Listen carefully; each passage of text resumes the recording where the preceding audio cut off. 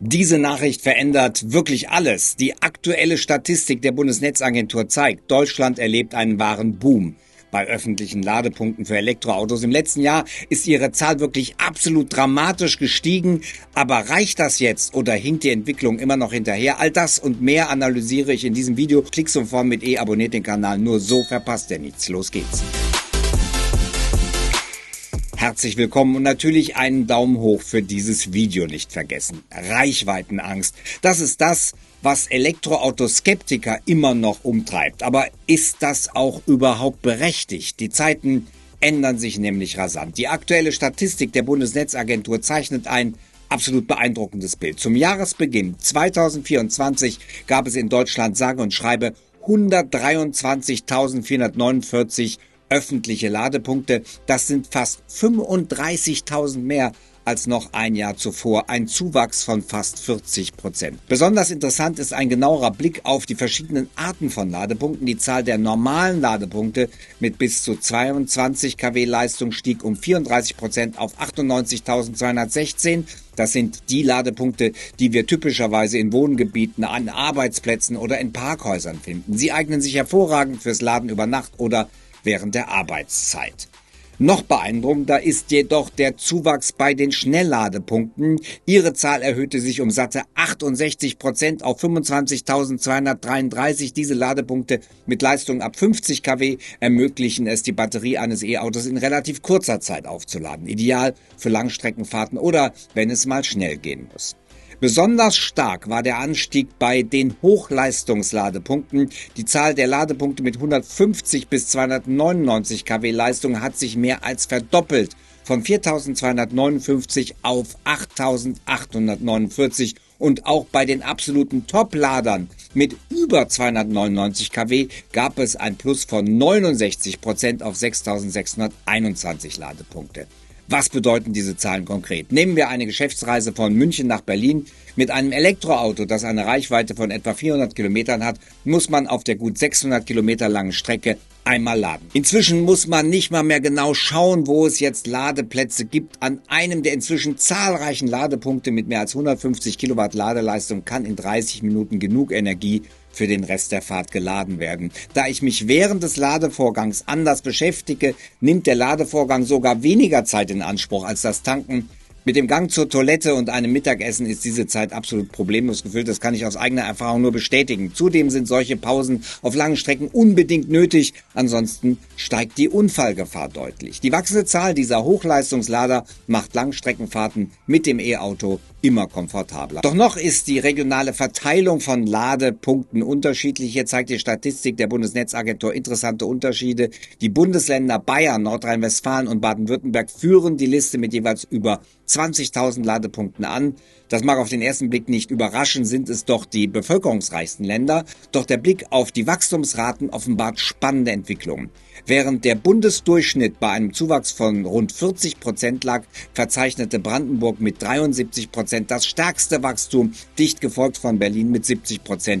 Was steckt hinter diesen überdurchschnittlichen Zahlen? Im Fall von Brandenburg dürfte der Mangel an Ladepunkten und die Ansiedlung der Tesla Gigafactory mit mehr als 500 Ladepunkten eine wichtige Rolle spielen. Sonderfall. In Berlin wiederum ist das ein komplett anderer Fall. Hier tragen groß angelegte Projekte zum Ausbau von Laternenladepunkten zum starken Wachstum bei. Diese innovative Lösung ermöglicht es, bestehende Straßenlaternen mit Ladepunkten auszustatten, ideal für dicht besiedelte Stadtgebiete, wo der Platz für separate Ladesäulen oft fehlt. Und die geringe Ladeleistung von 3,7 kW wie bei einer 220-Volt-Steckdose dürfte dabei keine Rolle spielen, weil Elektroautos am Wohnort oder am Arbeitsplatz dann sowieso 8 oder mehr Stunden lang laden.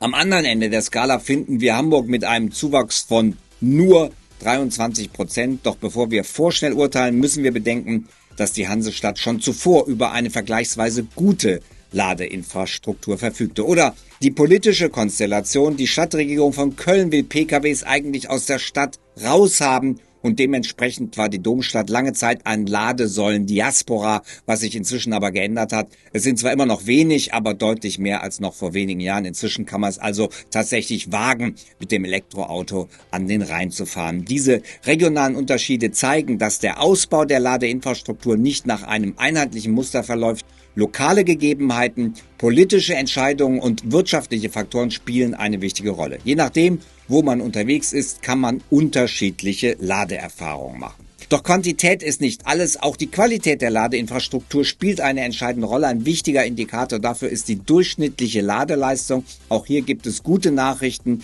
Die durchschnittliche Ladeleistung pro Ladepunkt ist von 30,47 kW Anfang 2023 auf 35,22 Anfang 2024 gestiegen, ein Plus von 15,6%. Zum Vergleich 2017 lag dieser Wert noch bei 20,54 kW. Was bedeutet das in der Praxis? Nehmen wir an, ein Auto mit einer Batteriekapazität von 60 Kilowattstunden muss aufgeladen werden. An einem durchschnittlichen Ladepunkt von 2017 hätte das theoretisch fast 3 Stunden gedauert. An einem heutigen Durchschnittspunkt wäre man in weniger als 2 Stunden fertig. Das mag auf den ersten Blick nicht nach einem riesigen Unterschied klingen, macht aber in Summe und im Alltag eine Menge aus. Noch deutlicher wird der Fortschritt, wenn wir uns die Gesamtladeleistung anschauen. Die installierte Ladeleistung aller öffentlichen Ladepunkte in Deutschland beträgt inzwischen 4,35 Gigawatt. Das entspricht der Leistung von etwa 4 großen Kohlekraftwerken. Absolut beeindruckend. Doch bei all den positiven Entwicklungen dürfen wir die Herausforderungen nicht aus den Augen verlieren. Eine davon ist das Verhältnis von Elektrofahrzeugen zu Ladepunkten. Zum Jahresbeginn teilten sich im Schnitt 7,6 reine Elektroautos einen öffentlichen Ladepunkt. Das ist zwar besser als die von der EU empfohlene Quote von 10 Fahrzeugen pro Ladepunkt, aber angesichts des rasanten Wachstums der E-Auto-Zulassung muss der Ausbau der Ladeinfrastruktur weiter Schritt halten. Eines der nächsten Videos wird sich mit genau diesem Thema beschäftigen, also abonnieren und die Glocke aktivieren nicht vergessen. Und mit jedem neuen Elektroauto sinkt eben das Verhältnis auch wieder. Eine weitere Herausforderung ist die gleichmäßige Verteilung der Ladepunkte. Während in Großstädten und entlang von Hauptverkehrsachsen das Angebot oft schon gut ist, gibt es in ländlichen Regionen noch Nachholbedarf. Hier sind kreative Lösungen gefragt, um auch dort eine flächendeckende Ladeinfrastruktur zu gewährleisten. Auch die Nutzerfreundlichkeit bleibt ein wichtiges Thema. Unterschiedliche Bezahlsysteme, verschiedene Ladekarten und Apps können gerade für Neueinsteiger verwirrend sein. Die Branche arbeitet an Lösungen wie dem einheitlichen Plug-and-Charge-Standard, bei dem das Auto beim Anstecken automatisch erkannt und die Abrechnung ohne weitere Schritte durchgeführt wird. Zudem müssen wir den Blick auf die Zukunft richten. Mit der wachsenden Zahl von Elektrofahrzeugen steigen auch die Anforderungen an unser Stromnetz. Intelligente Ladesteuerung, die Einbindung erneuerbarer Energien und möglicherweise sogar die Nutzung von E-Autos als mobile Stromspeicher sind Konzepte, an denen intensiv gearbeitet wird. Trotz dieser Herausforderung zeichnet die Statistik der Bundesnetzagentur ein äußerst positives Bild. Der deutliche Zuwachs an Ladepunkten, insbesondere im Bereich der Schnellladepunkte, macht die Elektromobilität für immer mehr Menschen attraktiv. Die wachsende Zahl und Vielfalt der Betreiber sorgt für Wettbewerb und Innovation. Und die steigende durchschnittliche Ladeleistung verbessert die Erfahrung kontinuierlich. Und was die Kosten angeht, habe ich ja bereits hier eine fundierte Analyse der Energiekosten unternommen und dabei auch in die Zukunft geschaut. In diesem Video, das ist ziemlich mindblowing. Also anklicken, anschauen und diesen Kanal Klicksum von mit E abonnieren. Bis dann. Bleibt dran.